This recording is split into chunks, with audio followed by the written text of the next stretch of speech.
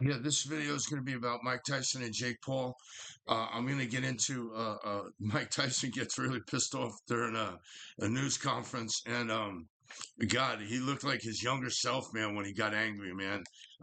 You seen the fire come out in him. Also, I'm going to touch on Jake Paul's mistakes that he's making, and funny too, not funny, but he corrects his own mistakes as he's watching his sparring footage. And I don't want to wreck it for you guys. I want you guys to watch the footage and see it for yourself. But Jake Paul is aware of the mistakes he's making. Now, listen, when a fighter makes mistakes and they've had 10 pro fights, I think he's 9-1 under bad habits. As soon as they get hit, is when all the new training goes out the window. I'm not saying that's going to happen to Jake Paul, but I'm saying it could happen to him, and it generally does happen to fighters because very few fighters could correct their mistakes once they've not learned the sound rudiments of boxing taught to them properly from like Canelo Alvarez was taught properly from a teenager up until his pro career. So he was trained correctly, and as a result, look, he doesn't hardly have any bad habits. Not that he doesn't have any bad habits, but he hardly has any. And Jake Paul has some bad habits of dropping his hands, and he's aware of these habits. And is he able to correct these habits during the fight? Well, we're gonna see. Let's get. I got a couple good videos for you guys.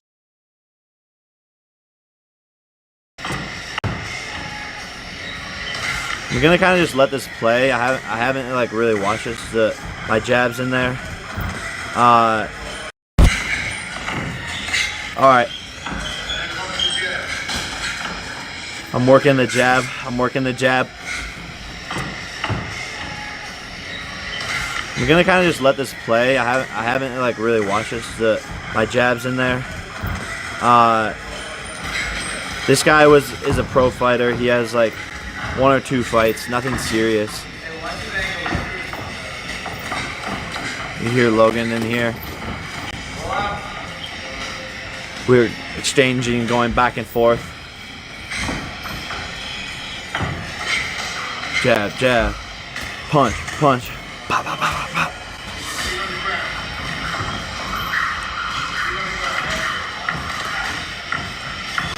Letting that right hand go a little bit.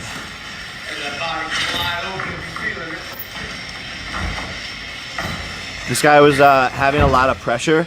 The reason I wanted to show you guys this sparring footage is because Gibbs, we've all seen Gibbs fight, and he just moves forward, advances forward, puts pressure on, and that's similar to like what this guy is doing, just moving forward, throwing wild punches. So that's why I kind of wanted to show you guys this sparring footage. But this guy, interestingly enough, like fights similar to Gibbs, like bouncing in, bouncing in, bouncing in.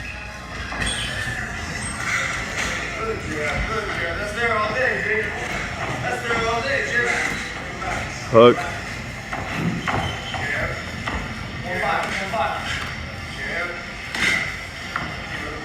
We're working here. Ooh, uppercut jab. Hook, hook, jab. Yeah, I was getting a little anxious here. You hear my coach yelling. This guy trips me. Yeah, I was getting a little excited.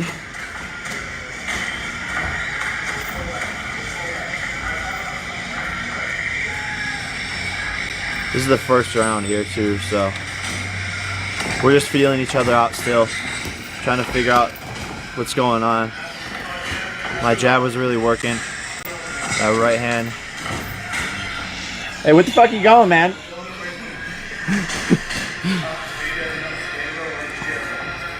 Jab. So yeah, this guy is coming in like Gibb, just lots of pressure. I think when Gibb fought Jay Swingler, Jay just didn't really know how to deal with the pressure. He kind of just panicked and sat against the ropes. That's the end of round 1. We're gonna go to round 2 here. Guys, I have a confession. This sparring footage is from when I was getting ready to fight Deji. So this is like a year and a half old. I'm obviously not gonna show you guys any new sparring footage. That would just be stupid. But this is from August of when I was fighting Deji. So this is like really old. And I'm kind of like watching my old like bad habits and seeing like the progression of like what and how much better I've gotten. So I'm gonna kind of critique it from like where I'm at now. Like I was very anxious all the time when I would fight. Like I wasn't ever like relaxed. Everything was just like oh, scared, jump back, scared, jump back. Like anytime someone would throw a punch, I would just get anxious and like kind of move away. Similar to how Logan fought against KSI recently. He was just getting super anxious and like moving away versus going into the fight, going into the war, going for the uppercut. And also like this, like how I used to fight, like with my hands down, which like.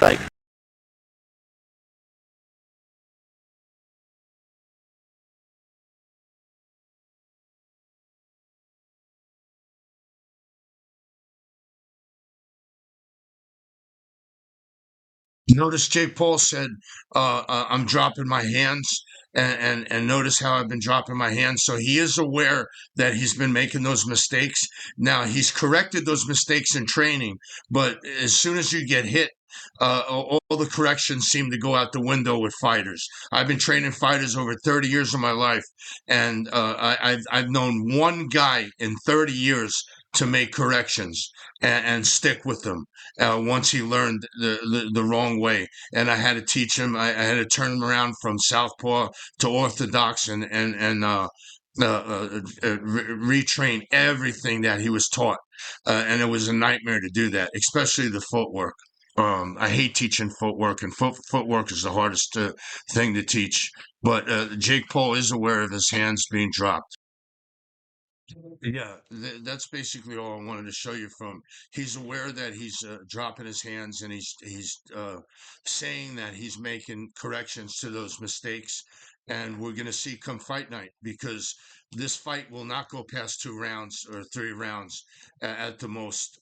Somebody's going to catch somebody, and also, what you have to watch out for is if Mike Tyson gets hit really hard and he gets a flurry landed on him really good, the ref is going to be overly protective, because God forbid Mike ended up in a coma or dead.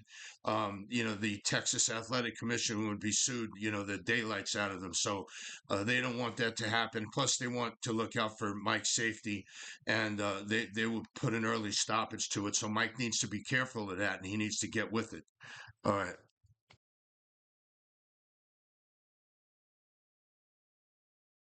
Right here. Hi, my name is Meredith Yeomans. I'm with KXAS, the NBC5 station here in Dallas. The question is for Mike. Jake can answer as well if you'd like. How do you respond to people who are critical about this fight happening in the first place, given your differences, particularly your age, which so many people are quick to point out? Say that again, please. How do you respond to people who are critical about this fight taking place in the first place at all because of your differences, particularly your age? Well, I don't see too many people critical about it. Look at this. Ha ha ha ha. Critics, I mean. Excuse me? Critics, people who? in the industry. Tell me who. Name somebody. Folks. You? Who? No, folks who say it. Thanks. Yeah, I know. Thanks. Right here in the hat. Jacob Dedamore with the ticket in Dallas. My question's for Jake. Jake, you say you want to be a serious boxer and you want to be a contender and be a title holder. So then when in your career are you going to actually fight a contender in your weight class and not do gimmick fights? I think he just called Mike Tyson a gimmick. Mike Tyson's 58 years old, or will be at the time of the fight, yes. So as will much you as I fight him? respect Mike Tyson Will you and fight his... him? What did you just call me again? I didn't call you anything. What did you call me? I didn't call you anything.